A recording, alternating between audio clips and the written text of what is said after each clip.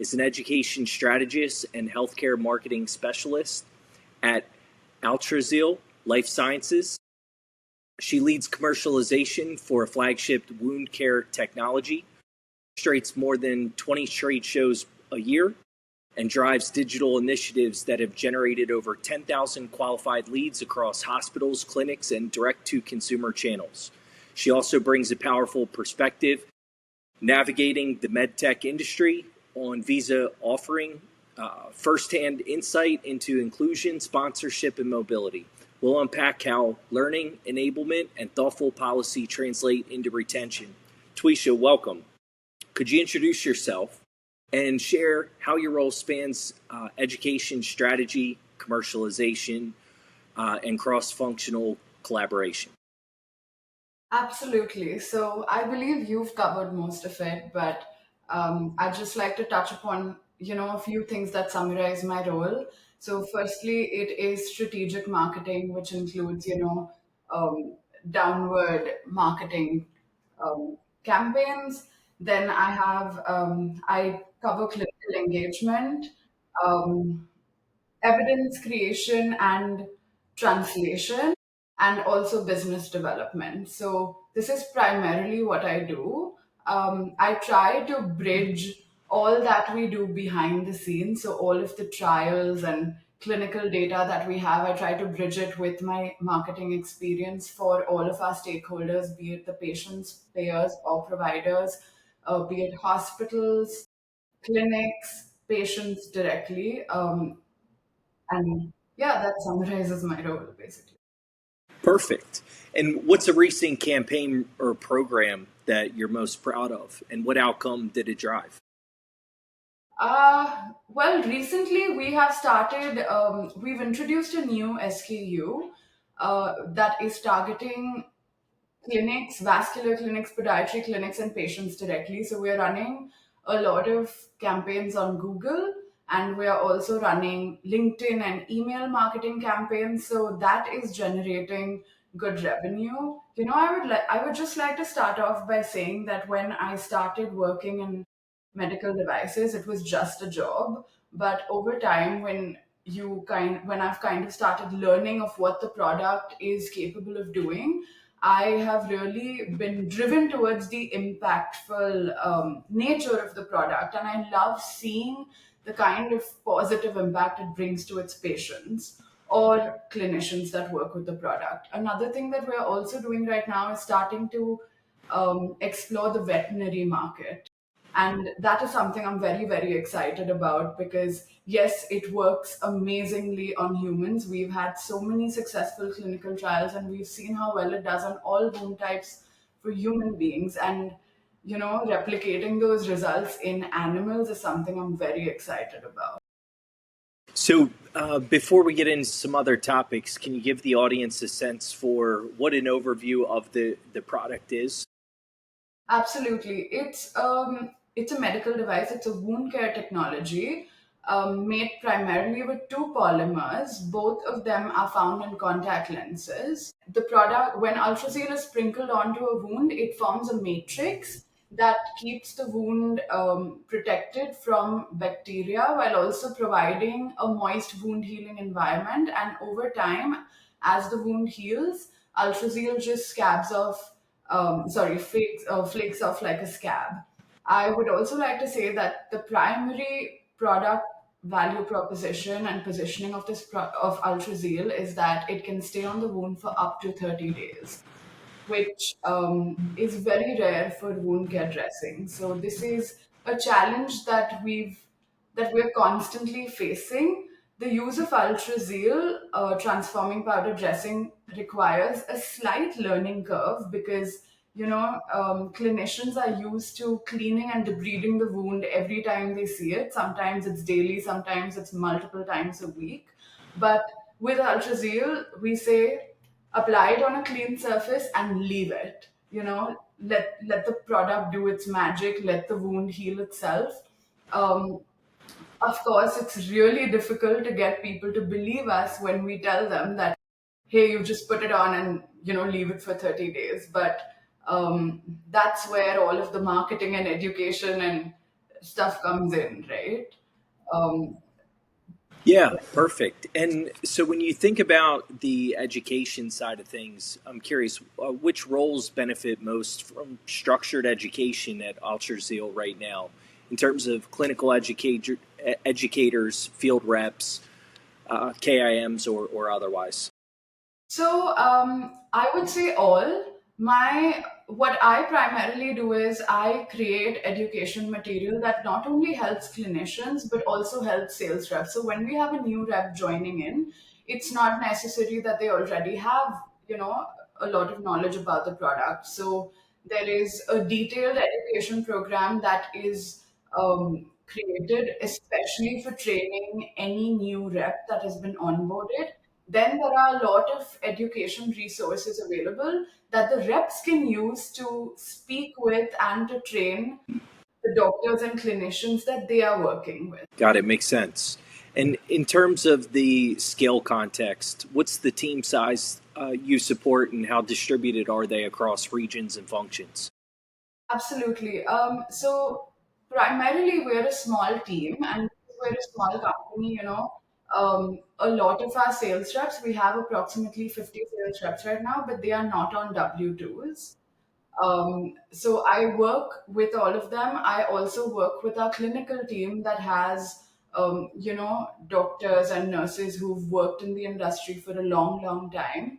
I also work with some representatives, some retired military personnel, because a lot of our research and development is funded by the Department of Defense. So we are also working with the military to build, Altrazeal in a way that it can be used on field. Right now, we have recently been used in Ukraine um, at combat on combat wounds, and we're trying to expand our presence in the military as well. Got it. So are you uh, connecting the salespeople with the prospects, or are they doing that Yes. independently?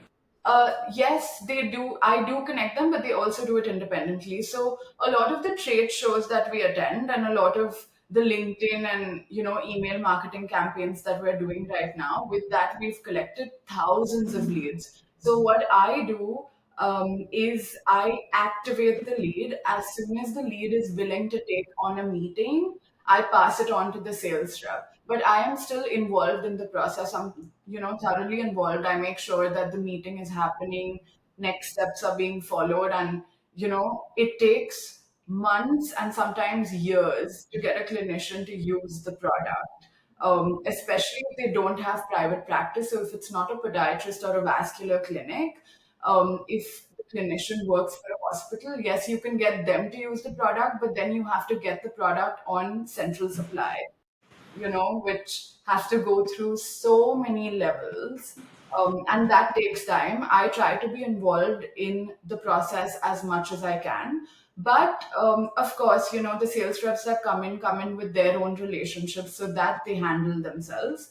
If they require any help from me in terms of resources or materials, I do share it with them. But I do work with both the clinician side and the sales reps to create these resources, because like, according to us we might have A, B, and C, but we are missing X, Y, and Z. So this is when I take in their feedback and I go back and see how we can create what they are looking for. And so is the initial outreach through cold email as the most common, or what other methods are you using? The initial outreach for me is through trade shows. That's how it was the past 3 years. Right now, we have recently started doing email, cold email, and LinkedIn messaging. So we're only 2 months into that, but initially it's through trade shows. And because I am at most trade shows, you know, I have already built a relationship, spoken to the prospective lead, and then I try to pass it on. And are you focused on more of the private locations, the private doctors and practitioners, or are you focused on the bigger hospitals, things of that nature? The company, we are focused on both. We're focused on selling directly to the patients. We're focused on the clinics and private practices, and we're focused on hospitals. However, my attention is not as much the hospitals because in hospitals you need to be there in person. So I work with the sales teams on that. I am primarily focusing on private clinics right now, especially since we launched our new SKU. So in terms of economics, we're significantly more cost effective than other wound care modalities, which is what we're trying to push into these clinics. And of course, through Google Ads and stuff, we have a lot of patients who are doing their own research reach out to us. Mm-hmm. Yeah. Got it. Okay. And in terms of are you able to speak to quantifying the number of appointments that you're tracking on a monthly, quarterly basis? To be honest, I would like to. I can give you a percentage. It's like 5 or 6%, but I'm not able to quantify further. Sure. Okay. And so let's talk about some of the pain points. Where is retention friction the highest? Career clarity, manager coaching, workload travel, immigration uncertainty. Um, well, in terms of immigration, I don't think that's a problem because I personally have not met or heard of anybody in my role doing all the things that I do who's come here on a visa. Yeah. Uh, and just in general, I have not met anyone doing as much as I do, only because, like, it's really my role just turned out to be what it was. It wasn't supposed to be this vast or this, like diverse. It just happened to be this way because I kept taking on more work in order to learn more, and Hmm. see how I can grow. And the way I look at my career perspective is that I believe that this will help me take me to a leadership position. But yes, it is a bit of I feel like today's workforce is looking for a why. They Hmm. don't, yes, money is important, but also the impact that the company is creating is very important. And that's where retention gets difficult. Smaller companies, retention in smaller companies, I notice is a lot more because they focus on the impact that the company is creating on the outside world. Whereas in larger companies, you're just a little ant and you are not making as big of an impact. So it becomes more robotic. Yeah, like having a sense of purpose and value alignment goes a long way. Absolutely. Just this is I'm definitely generalizing. This is not to say that larger company people cannot create impact in larger companies. I feel like the senior level, sorry, the higher managements have to kind of make the employee feel like they are creating a greater impact. You know, so I think 100%. yeah, that's where it's at right now. Now, in terms of budget investment, are you able to speak to how monthly resources are allocated across content productions, platforms, manager enablement, or external partners? Absolutely. I can give you a brief breakdown. So, a large part of our budgets go towards trade shows because, being there in person and kind of spreading awareness about Altrazeal is the most important thing at this point for the company. So, a large part goes towards that. We are also working with a few agency partners. So, initially, I was primarily managing everything right from every single piece of marketing material that goes out has been created by me, but now we're starting to partner with agencies to take that on as we expand and as I take on more roles,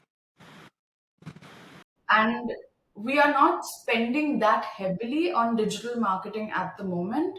So I would say 50% goes for trade shows, around 20% agency partners, and the remaining 30% is just used in experimenting because only this year have we started digital efforts. Got it. Yeah. And I'm curious, as a side note on the trade shows, there are other industries and a lot of other business owners that I've spoken with that are not seeing the traffic and attendance at the trade shows of today compared to some years in the past. I'm just curious if that's been part of the conversation and the overall strategy. For military trade shows, yes, that is a part of the conversation. However, for the overall strategy, what we are doing is we have minimized regional trade shows because yes, we're not getting the kind of ROIs that we were hoping for from regional trade shows. But I feel like being there at the larger nationwide trade shows is definitely very, very helpful. We also do one or two internationally with our international distributors and international partners. So that definitely helps in increasing awareness overseas, and it kind of creates a good brand image, right? Like last year, we had a conference in Barcelona, and yes, people over here might not know what that conference is about. It was a really big conference for the European countries and for the European region, but it does create a positive brand, positive impact. Also, for a lot of our trade shows, most of them we have posters that have been accepted, and we have poster presenters there. So maybe on the first day, traffic is less because people are just exploring. But as soon as they look at our posters, they find us and they come for our booth. So we haven't had the issue with bad traffic or poor Good, traffic. good to hear.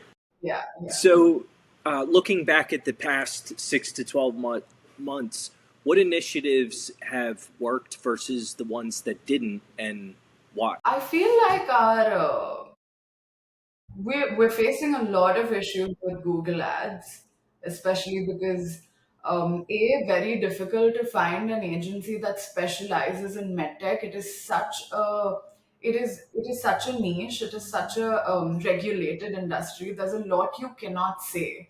So what do you even put out there? And I feel like results are like images and results is what drives traffic, but you're not allowed to show images and results. And the images speak for themselves, but you cannot articulate what those images say into words because you're not allowed to make those claims. So I think that is a place where we're lacking. We're still seeing what's working, what isn't. Till now it definitely isn't working. What has really been working well is our LinkedIn marketing campaign. I know it's only been 2 months, but we've seen great results, and I'm really eager to see how it goes and how it progresses. Are you able to quantify any of those results that you've seen in the past 2 months from LinkedIn outreach? I'm not able to quantify, but I just want to I want to clarify. So when I say we've seen good results, it means we've received a lot of responses. Now, of course, as I mentioned before, to get a clinician to use the product, like to willingly purchase the product for their patients, it takes a lot of time, sometimes months. But we have been able to secure at least 10 meetings in the past 2 months. And have 10 people trial the product. Hmm. So, yeah. And I'm curious. So, when it comes to the outbound campaigns and the digital ad placements, are you seeing any challenges with getting to the decision maker, or is that has that not been a problem? We're definitely seeing challenges to reach the decision maker because we're not able to get out there in the Hmm. first place. Yeah. Um, we're still figuring it out.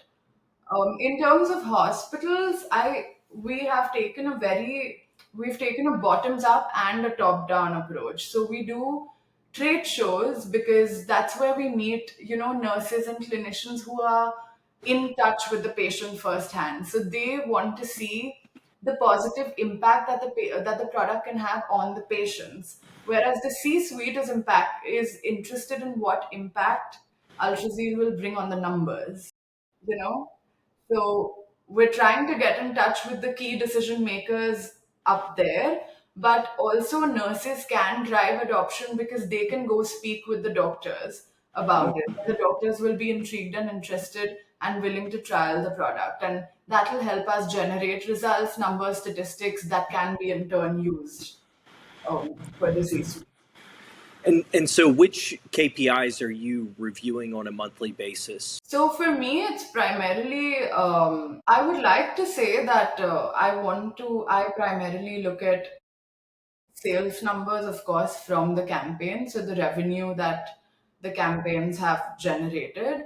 Right now, it's not as much only because like I said, we only started this year. So it's going to take a while to break even. Uh, Hmm. but I but even securing a meeting, once the meeting is secured, I really think it's 50-50. It's fair game because yes, the clinician has to agree, but we also have to be convincing enough to get the clinician to agree. So that's a KPI I monitor: how many meetings have been booked with the campaigns that we're running. That's one. Number two is all of the social media numbers, right? Everything that we put out on social media, what kind of response and engagement is it generating? Because in this year itself, I would say in the past 12 months itself, we've gotten multiple sales from patients directly reaching out to us for the product, and not necessarily in the United States, but also overseas. So we have a lot of patients who reach out to us from the Middle East or from African countries or from Brazil, for instance, who want the product, and they get to know about the product because they look at all of the patient testimonials and clinician testimonials and clinical information that we're putting out on Facebook, YouTube, LinkedIn. Trying to Our primary goal is simplifying all the science backed evidence that we have so that a layman can understand and can make the decision on whether or not they want to purchase the product. So that's another thing I look at: both domestic and international sales that have been generated through everything that we're doing. Um, What's the percentage of sales for domestic versus international? I am honestly not very sure about that. Yeah, I don't know the overall sales. And how about, so two-part question, looking back at the past 6 to 12 months, what have you seen, if you're able to speak to it in some way, the growth over the past 6 to 12 months, and then also looking forward, what outcomes are you targeting in the next 2 quarters? Absolutely. I cannot quantify the growth, but we have seen significant growth from from our direct to consumer channels, and we get this information because we have pharmacy partners through which we sell. Our company itself is not HIPAA compliant. So, every sales inquiry that comes in, we pass it on to the pharmacy, and the pharmacy, ships them the product, takes all the information and ships them the product. So that's one. We've seen significant growth over there. We've also just seen significant growth in the number of inquiries that come in. I would say it's probably doubled or tripled in the past 12 months. These inquiries come in through our website and through, social media channels. It's basically patients and clinicians reaching out to us to either buy the product, learn more about the product, or mostly it's with, they send us pictures of people in their family or their relatives who have wounds and ask us whether or not Altrazil can be used. So, the fact that they're even thinking of Altrazil is a great win for us because right now, because they've tried everything. These people reaching out to us, they are just tired of trying everything, and they go ahead, do their own research, and find our product and think that we are, and have this thought that we can be useful. So that's a great win for us, which means that everything that we're putting out there, we're kind of going in the right direction and we need to do more of it. Or Um, can, Sorry, go go ahead. ahead. Oh, I was No. saying going forward, I want to, probably generate, I have a number in my head. That's what I want to generate in terms of revenue from our email and LinkedIn marketing campaigns, because I genuinely think that's where the growth is at least for me. Got it. And in terms of things that are blocking progress going forward, other than what we've already talked about, Mhm. are there any other blockers that come to mind? Say it's limited resources, in the sense one or two more people on board could really help, speed this up. Because yes, we're running AI automated campaigns, but it makes the world of a difference if we're able to just call these clinics, or let's just take Hmm. Dallas for instance. That might be over 200 or 300 clinics in Dallas. If we get each of those clinics to use the product, even once a week, one pod, once a week, once a month, just imagine how much sales that would generate. And I feel like if we had a little more man force, do it the good old way. I know technology is great, it's helping us with so much, but sometimes, the good old ways of showing up really help. Yeah. I'm curious. So when it is competing products, is that even part of the conversation or a factor in the strategy or no? Uh, a little bit, but only because Altrazeal right now is not. We've applied for reimbursement, but currently we're not reimbursable. However, our economics are significantly more cost efficient than alternatives. But it is and it isn't, I would say. It depends on who we're speaking with. Hmm. Yeah. And as far as the talent market's concerned, how are industry trends influencing the retention strategy? So speaking for myself, I feel like I'm here because I see the kind of impact that I create, and I see the kind of opportunities that are being presented to me that wouldn't be presented elsewhere. Or I wouldn't get these opportunities as fast as I have in my career elsewhere. The kind of people I'm meeting, everything that I'm exposed to right now, everything that I'm learning, I've had such a steep learning curve. Um, However, I do see a large market.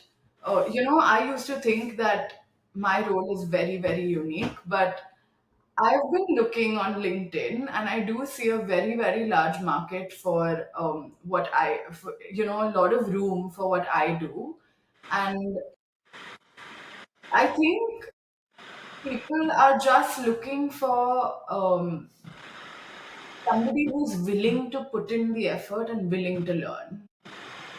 Yeah, that's where it's at. If you are willing to put in the effort and if you can convince the hiring manager that you'll be there, you will be able to learn, um, I don't think there is any sort of barrier to entry.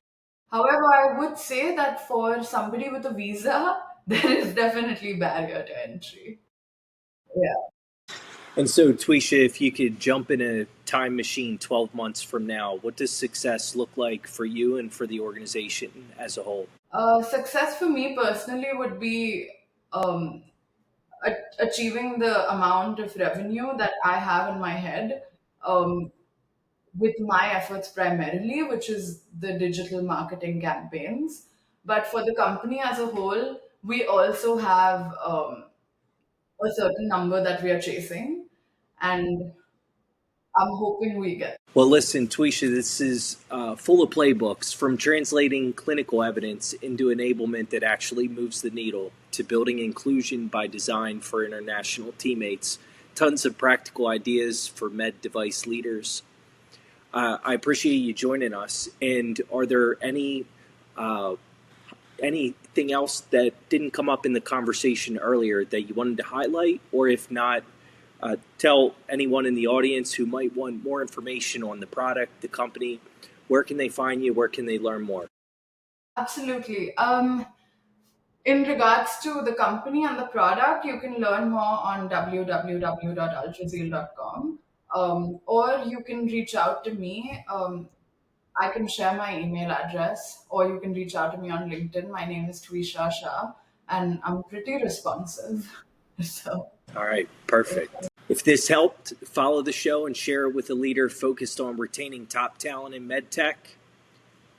And that's all for today. We'll see you on the next one.